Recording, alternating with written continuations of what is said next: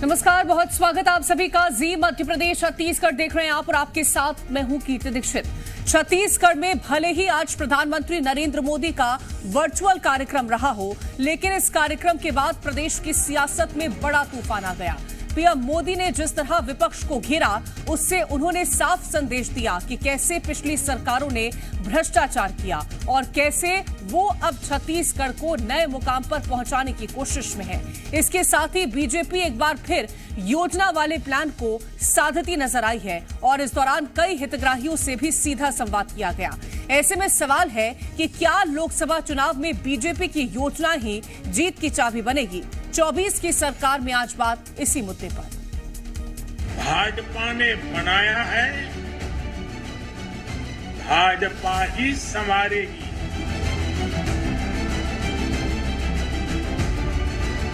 कि दिल्ली से 1 रुपया भेजते हैं तो गांव में जाते जाते जाते सिर्फ 15 पैसा पहुंचता है।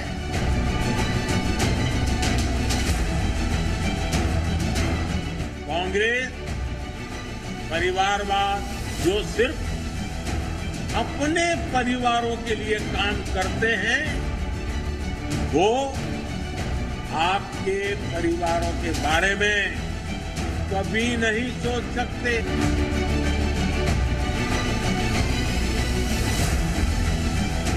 मोदी की गारंटी यानी गारंटी पूरा होने की गारंटी।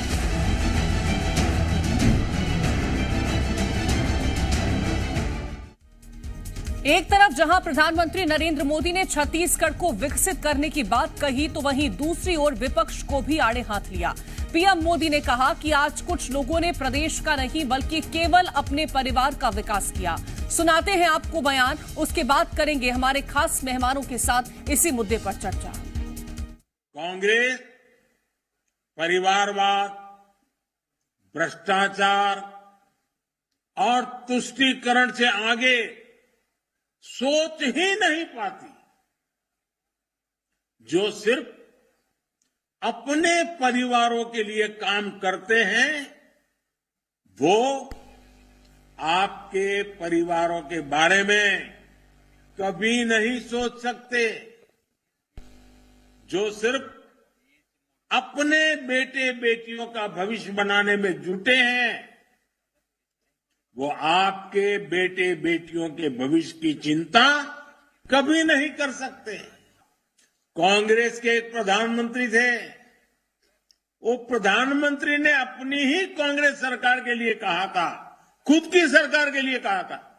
उन्होंने कहा था कि दिल्ली से 1 रुपया भेजते हैं तो गांव में जाते जाते जाते सिर्फ 15 पैसा पहुंचता है। 85 पैसा रास्ते में ही गायब हो जाता है। अगर यही स्थिति रहती तो आज आप कल्पना कर सकते हैं कि क्या स्थिति होती।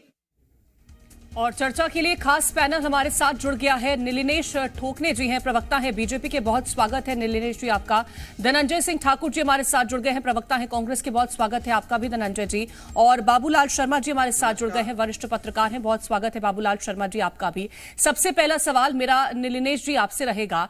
प्रधानमंत्री नरेंद्र मोदी ने कहा कि मोदी की गारंटी है कि वो सभी गारंटियां पूरी होने वाली हैं जो कि वादा हमने किया है, लेकिन कांग्रेस पूछती है कि बीते 10 सालों में आपने जो वादे किए वो पूरे क्यों नहीं किए हैं। आज जिस तरह से प्रधानमंत्री नरेंद्र मोदी का संबोधन निकल के सामने आया और जिस तरह से उन्होंने कहा कि जो भी वादे हैं वो हम पूरा करने वाले हैं, तो क्या एक बार फिर से जनता को यह आश्वस्त करने की कोशिश है?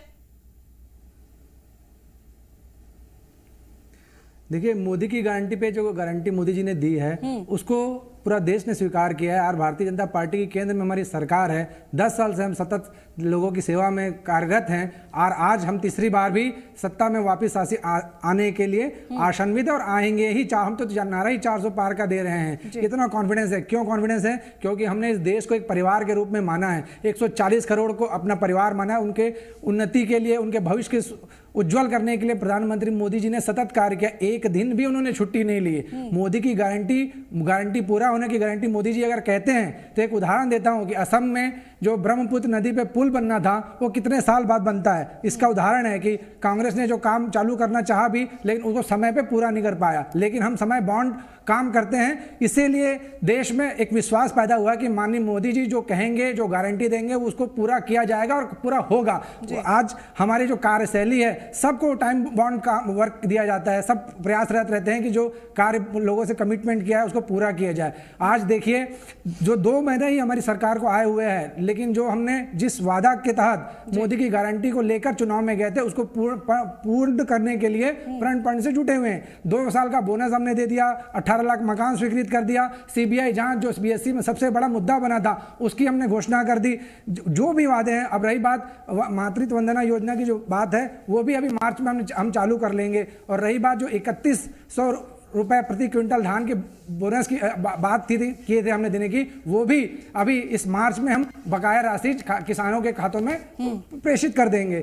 इसीलिए मोदी की गारंटी पूरा होने की गारंटी मोदी जी ने कहा है। और रही बात तुष्टीकरण की बात, मोदी जी ने अपने भाषण में कही, मैं भी आज बीटीआई ग्राउंड में मौजूद था। तुष्टीकरण तो साफ दिखता है जब पूर्व प्रधानमंत्री मनमोहन सिंह जी बोलते हैं कि देश की जो खनिज संपदा है उसमें सबसे पहला अधिकार अल्पसंख्यकों का है। और देखिए कितनी चालाकी है, प्रधानमंत्री जी अल्पसंख्यकों के लिए बोलते हैं कि अधिकार उनका है, लेकिन दूसरे दिन पेपरों में क्या छपता है, मुसलमानों का पहला अधिकार है। कांग्रेस चाहती तो बड़े बड़े अखबारों को ये बोल रहेगा। इस पर रिएक्शन दीजिएगा। तुष्टीकरण की राजनीति का आरोप आप बीजेपी पर लगाते हैं, बीजेपी आप पर लगा देती है और साथ में बीजेपी ये भी कहती है कि हमने जो वादे किए वो हम पूरा कर देंगे। लेकिन आपकी जब तक सरकार रही है और इतने सालों तक सरकार रही है, आपने सिर्फ परिवारवाद के बारे में सोचा, भविष्य के बारे में सोचा, तो सिर्फ अपने बेटे बेटियों के भविष्य के बारे में सोचा, प्रदेश के लिए, देश के भविष्य के बारे में कभी चिंता नहीं की।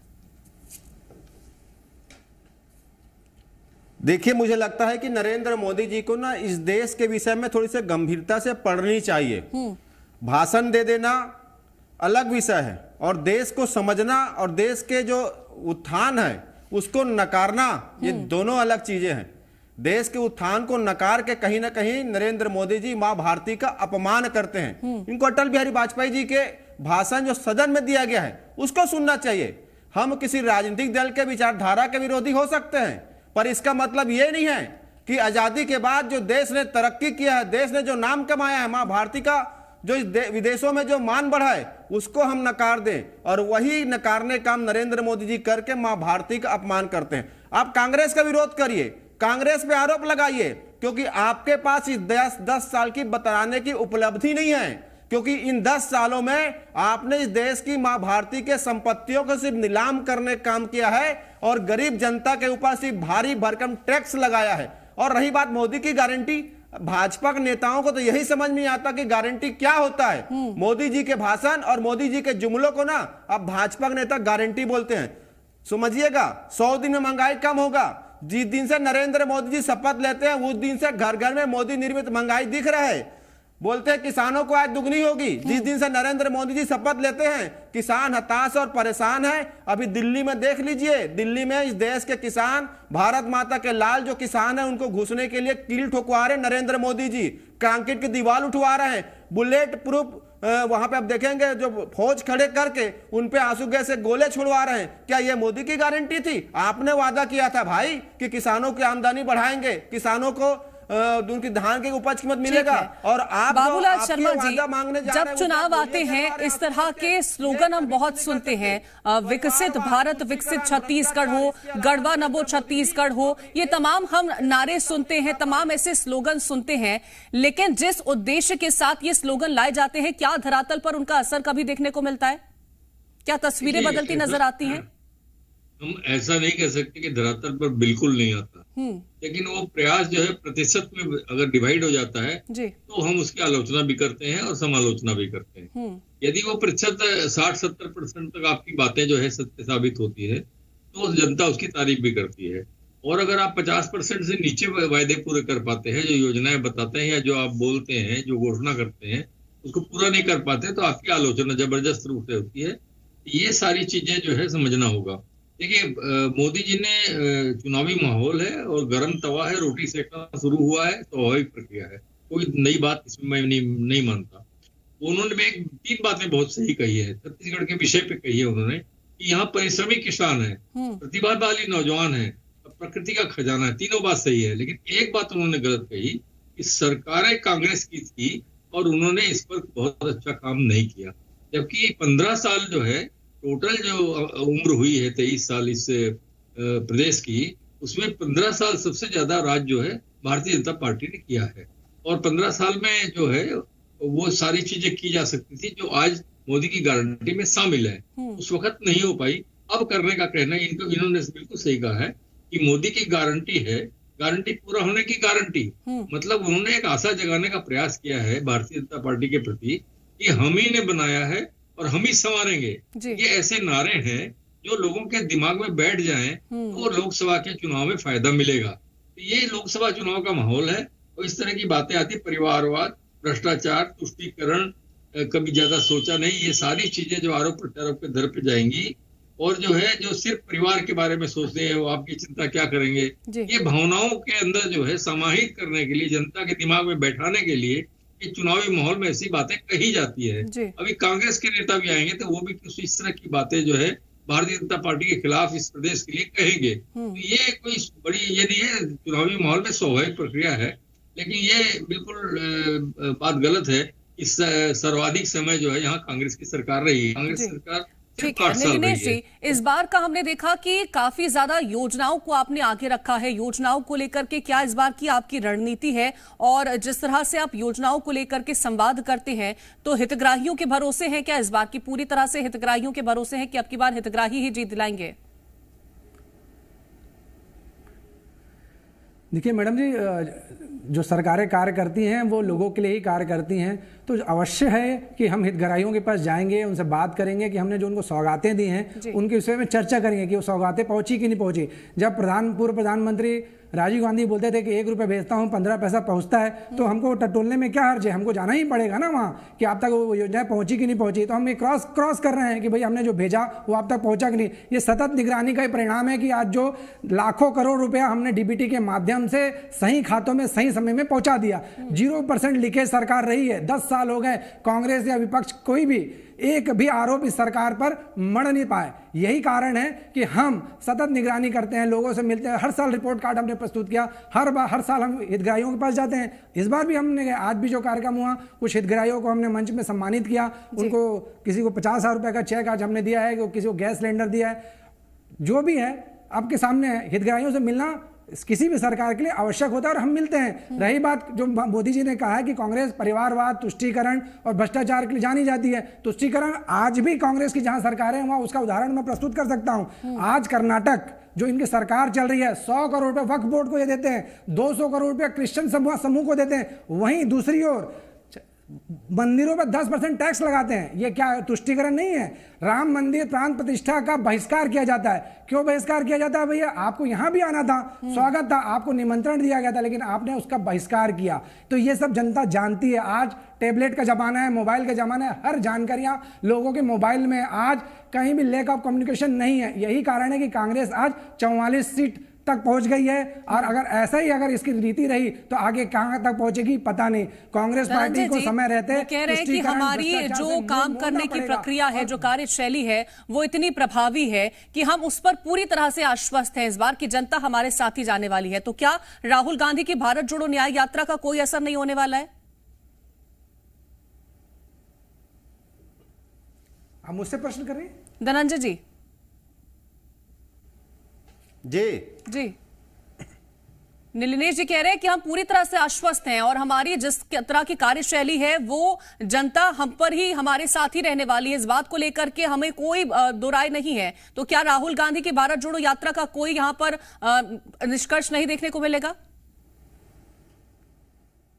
भारत जोड़ो यात्रा और भारत जोड़ो न्याय यात्रा, ये जब दोनों यात्रा हो रही है ना, मतलब भारत जोड़ो यात्रा पहले हुई, जिस दिन भारत जोड़ो यात्रा की शुरुआत हुई उसी दिन भाजपा नेताओं के पसीने छूटने लग गए थे, क्योंकि इनके मन में नफरत फैलाना है। और भारत जोड़ो न्याय यात्रा की जब शुरुआत हुई ना, तब भी भाजपा नेताओं के पसीने छूट रहे हैं, क्योंकि न्याय का तात्पर्य होता है इस देश के किसानों के साथ जो धोखा नरेंद्र मोदी जी की सरकार ने किया है। जो किसान इस देश के हर वर्ग का पेट भरता है, चाहे आप हो, मैं हूं, चाहे मेरे साथ बैठे भाजपा के प्रवक्ता हैं। आज उन किसानों को दिल्ली में घुसने नहीं दिया जाता, उनके लिए कील ठोक दी जाते हैं, उन पे आंसू गैस से गोले चलाए जाते हैं। ये सरकार किसी के साथ न्याय नहीं कर सकती है। ये बड़ी बड़ी बात करते हैं, ये कहते हैं परिवारवाद, भ्रष्टाचार, घोटाला, 2G, 3G, 4G। अरे आप 10 साल से इस देश के प्रधानमंत्री हो, आपने कितने घोटालों पे जांच की है? सिर्फ भाषण देने से काम नहीं चलता।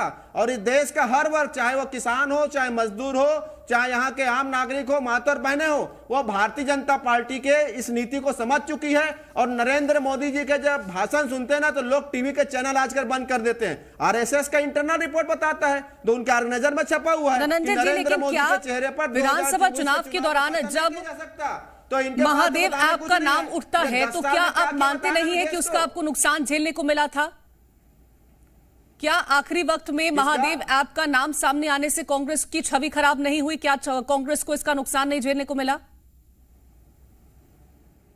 आपका नक्शा आवाज कट रहा है, थोड़ा धीरे बोलिए ना। मैं ये कह रही हूं, जब विधानसभा के चुनाव थे, आखिरी मौके पर जिस तरह से महादेव ऐप का नाम निकल के सामने आता है, क्या कांग्रेस को उसका नुकसान झेलने को नहीं मिला? तो क्या ये आप पर सवाल नहीं खड़े करता है? वही बोलता हूं मैं तो वही तो बोलता हूं ना। ये जितने आरोप नरेंद्र मोदी जी लगाते हैं ना, महादेव सट्टा ऐप पर यहाँ के आके बड़ी बड़ी बात की थे छत्तीसगढ़ में। आज भी महादेव सट्टा ऐप में 28% जीएसटी लिया जा रहा है। कौन ले रहा है पैसा? भाई नरेंद्र मोदी जी की सरकार ले रहे हैं। उसमें इनकम टैक्स लिया जा रहा है, उसमें सर्विस टैक्स लिया जा रहा है। छत्तीसगढ़ में आके भाषण देते हैं। यही तो जनता समझ गई ना। जिस ईडी को लेकर यहाँ बात करते हैं, वही ईडी जहाँ छापा मारती है, और जब वो जिसके यहाँ छापा पड़ता है वो भाजपा ज्वाइन कर लेता है ना, तो ये नरेंद्र मोदी जी बगल में बैठा के फोटो खिंचाते हैं, फूल माला चढ़ाते हैं। तो ये देश की जनता समझदार है। साथी प्रवक्ता ने कहा ना कि स्मार्ट है लोग, बिल्कुल स्मार्ट है लोग। हर लोगों के हाथ में आज गूगल है, हर लोगों के हाथ में स्मार्ट मोबाइल है। यहाँ हमारे बुद्धिजीवी लोग बैठे हुए जो रोज नरेंद्र मोदी के झूठ का पर्दाफाश कर रहे हैं, रोज झूठ का इनका पर्दाफाश हो रहा है। मैं तो कह रहा हूँ ना, आप मुद्दों पे आ जाओ। झूठ का पर्दाफाश होने के बाद भी आपको नुकसान कैसे हो जाता है नरेंद्र जी? झूठ का अगर पर्दाफाश हो रहा होता तो आपको नुकसान कैसे हो जाता? जो कांग्रेस मेजॉरिटी सीट लेकर के बैठी थी, आज उसकी सीटें इतनी कम हो गई, ऐसे कैसे हो गया फिर? मैं तो कह दिया ना, झूठ के पांव ज्यादा दिन लंबे नहीं होते हैं। और सबसे बड़ी बात आप देखेंगे, चुनाव में क्या क्या हुआ है सबको पता है। किस प्रकार से लोगों को डराया गया, धमकाया गया, छवि खराब किया गया। अब बात करो ना मुद्दे में। भाई आपने किसानों के लिए क्या किया? आपने 2 करोड़ रोजगार देने का बात किया, उससे क्या हुआ? आज हर घर में नरेंद्र मोदी का महंगा सिलेंडर पहुंच रहा है। पेट्रोल डीजल में 25 रुपए लूटपाट नरेंद्र मोदी की सरकार कर रही है। महिला जो है, महिला वर्ग है, उनके 1.5 करोड़ महिलाओं से काम छीना गया है। 23 करोड़ हाथों में रोजगार नहीं है। आप सिर्फ इन जो असल मुद्दे जल्दी से इस पर रिएक्शन दीजिएगा। व्यापारी जीएसटी परेशान है कि क्या सिर्फ भाषणों तक ही सीमित है या फिर धरातल पर कोई काम करने का हो रहा है? लड़का काम कर रहा है, आप अपने बच्चों को करेंगे, लेकिन गरीब बच्चे कहीं हो जाएगा। ठीक है धनंजय जी, नीलिनेश जी को जवाब देने दीजिए। संरक्षण आपका के बच्चे को आपने जो प्रश्न किया ना मैडम, उसका जवाब देता हूं। साथ में जो साथी प्रवक्ता बोल रहे हैं उनका भी जवाब देता हूं। इन्होंने कहा कि 2G 4G में छत्तीसगढ़ हमारी सरकार जब विपक्ष में थे हम लोग, तो हमने बहुत किया। अरे भैया, कांग्रेस पार्टी पूरी बेल पार्टी बन गई है। सोनिया गांधी बेल पे, राहुल गांधी बेल पे, खड़गे जी बेल पे, बेल पे, पूरी पार्टी। देखिए सुनने की क्षमता नहीं है। कांग्रेस पार्टी पूरी बेल पार्टी बन गई, उसके बाद भी ये छेड़ दे रहे हैं। लगता है जेल जाएंगे तभी ये मानेंगे कि हाँ इन्होंने भ्रष्टाचार किया था। कांग्रेस पार्टी। ठीक है, आप दोनों आपस में लड़ लीजिए। मेरा सवाल एक आखिरी आपसे रहने वाला है, Babulal Sharma ji. Modi as a brand, क्या ये जीत की गारंटी माना जाए? लेकिन आपके पास क्या है कि मोदी जी ब्रांड है, इसमें तो दो राय है नहीं। ब्रांड तो बने हुए हैं और भारतीय जनता पार्टी का अकेला चेहरा है जो अकेला ही चलता है और अकेला ही सोचता है, अकेला ही बोलता है और उसका प्रभाव भी पड़ता है। बोलने की शैली इतनी शानदार रहती है कि लोगों को प्रभावित करती है। यहाँ पर योजनाओं की सौगात भी दी है। ये फायदा हमको ये आने वाले चुनावों के कारण मिला है। निश्चित रूप से कई चीजें ऐसी हैं जिनको समझना पड़ेगा कि आप जो भी कुछ कह रहे हैं वो सिर्फ लोकसभा चुनाव तक हो तो फिर गलत बात है, और सिर्फ चुनाव के संदर्भ में हो तो भी गलत बात है।